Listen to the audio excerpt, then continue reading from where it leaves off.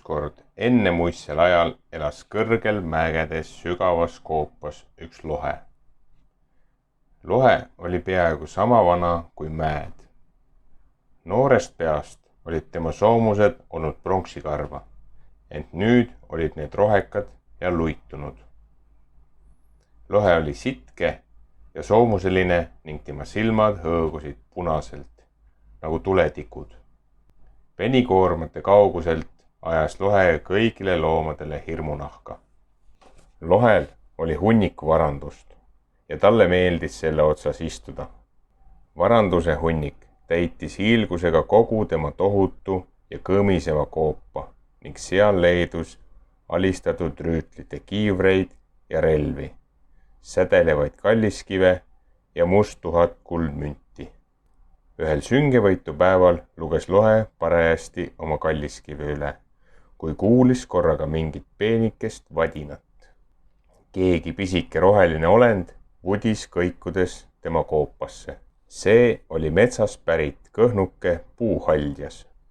Jääme siia elama, kuulutas haljas ning äkitselt vajus koopa suus sisse terve rodu haldjaid. Mida lohe ka ei teinud, ei õnnestunud tal tantsivatest ja vadistavatest haljatest lahti saada. Kuna haljad olid varjutaolised olendid, ei õnnestunud tal neid ka küünistega krabada ega tulise hingeõhuga kõrvetada. Päev päeva järel ilmus koopasse üha rohkem haljaid, kuni lohe ei saanud enam üldse magada. Miks te üle pea siin olete? Küsis ta haljalt. Nood seletasid, et hundid olla nad metsakodust minema peletanud. Nüüd jäämegi siia, piiksusid haljad ning lohe turtsatas seepeale suurest üllatusest tuld. Järgmisel päeval sai lohe kannatus otsa. Nagu kõuepilv lendas ta mägedest otse metsa. Ta otsis hunte, ent ta oli koletu ja kohmakas. Hundid aga väledad ja kavalad. Lohe nägi vaid kollaseid hundisilmi, mis teda puude vahelt piilusid. Ühel lagendikul kohtus lohe puuraiduriga. Too ehmus ja proovis minema joosta. Ent lohe lõikas tal tee läbi. Ütle mulle, puuraidur, mõirgas lohe. Miks hundid haljarahvast kimbutavad? Nad tahavad kogu metsa endale, vastas puuraidur. Meil oli huntide peletamiseks varem mehed palgal, aga röövlid võtsid meilt kogu kulla ja niisama ei taha meid keegi aidata. Lohe norsatas ja tõusis lendu. Vaene puuraidur aga värises veel tükk aega ega julgenud sammugi astuda. Metsaveered leidis lohe pisikese talu. Pereema ja pereisa tõmbusid hirmust kössi, kui lohe oma pea nende ukse vahelt sisse torkas. Ent lapsed naersid ja küünitasid kohe lohe koonu silitama.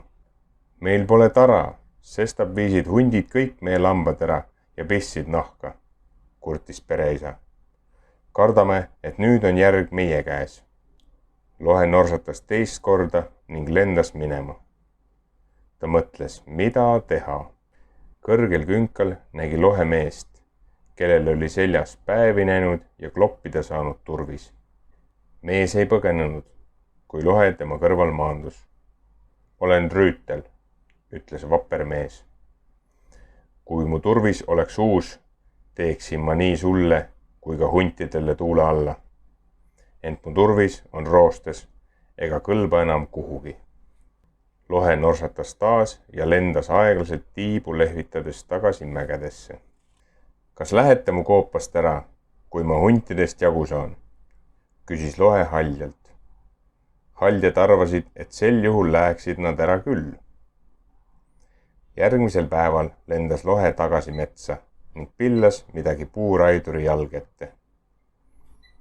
See oli kopsakas punane rubiin lohe varanduse hunnikust.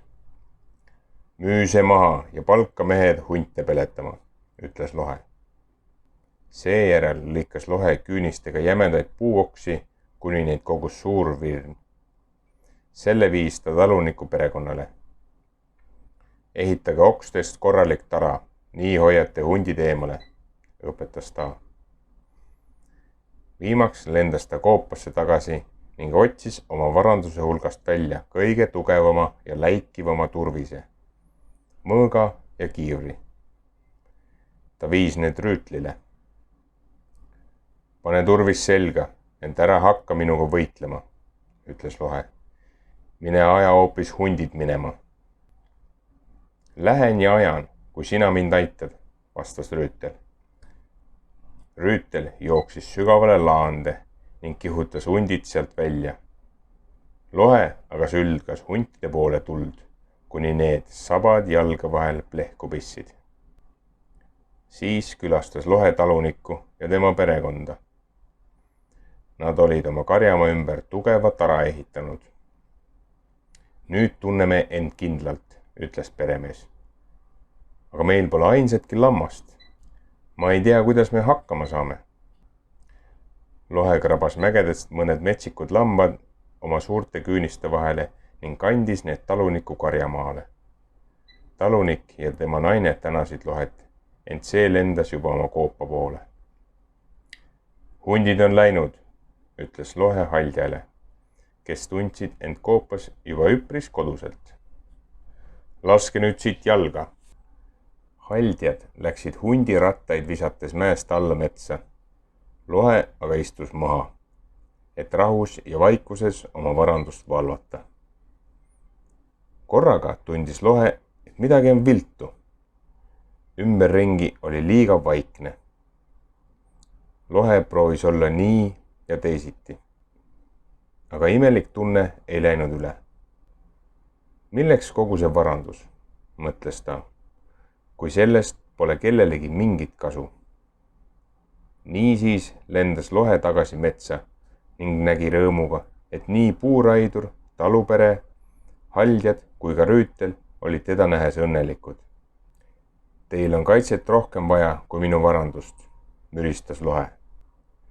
Ning võib-olla oli mul vanas koopas hoopis pisut üksildane olla.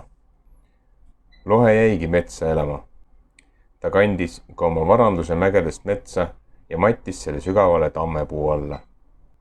Kui metsarahval oli puudus käes, leidsid nad aeg-ajalt oma ukse lävelt sädeleva rubiini või põllult igivana kuldmündi, otse kui oleks lohe selle sinna pillanud. Räägitakse, et lohe valvab seda metsa tänapäevani. Kui sa peaksid kunagi sellesse metsa sattuma ning sealt lõõskavat nosatust kuulma, võib juhtuda, et näed midagi pronksjat puude vahel vilksatamas. Siis ära muretse, see on kõigest lohe, kes kaitseb sind huntide eest.